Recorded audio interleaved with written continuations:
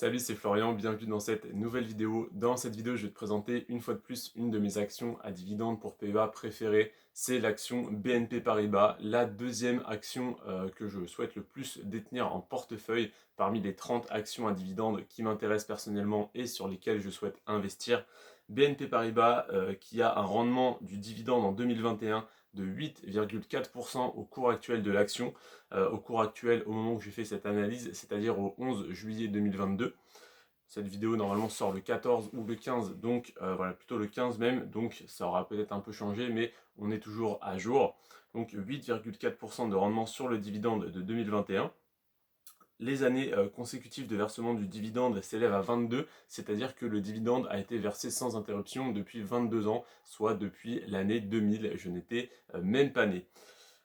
Ça fait un an qu'il est versé sans, comment dire, ça fait un an qu'il n'a pas diminué, pardon, donc ça veut dire qu'il y a 2 ans, donc en 2020, il a diminué malheureusement, donc c'est pas une action voilà, qui augmente son dividende chaque année depuis 22 ans, simplement il est versé depuis 22 ans, il est maintenu, par contre il peut fluctuer à la hausse ou à la baisse selon les résultats de l'entreprise, ça c'est normal, c'est la culture du dividende en France. Aux États-Unis on va essayer de l'augmenter un petit peu chaque année, ça fait de très belles courbes exponentielles.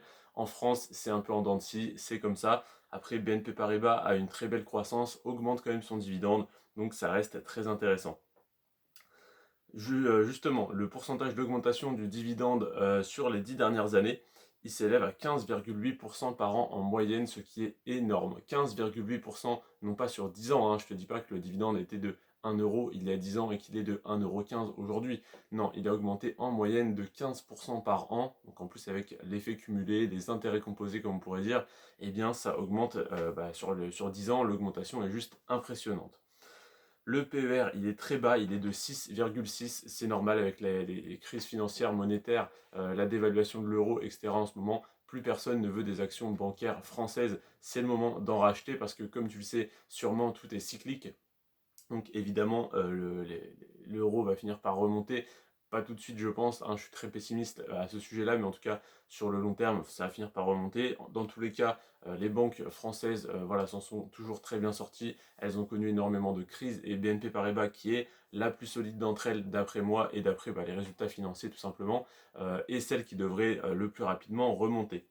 Donc 6,6 de PER, c'est très très intéressant et donc potentiellement sous-évalué. En plus, une action qui est sous-évaluée, voilà, ça pourrait paraître inquiétant si le cours était également en baisse, mais là, le cours est en hausse. Donc, malgré que l'action soit sous-évaluée, donc que les investisseurs n'en donnent pas très cher, eh bien, elle est quand même en croissance sur les 10 dernières années. Donc, ça veut bien dire, pardon, que les résultats financiers ont fortement augmenté sur les 10 dernières années. Donc le cours de l'action, malgré qu'elle soit sous-évaluée, est à plus 47% sur 10 ans. C'est pas énorme, mais ça reste très intéressant que ce soit déjà dans le vert.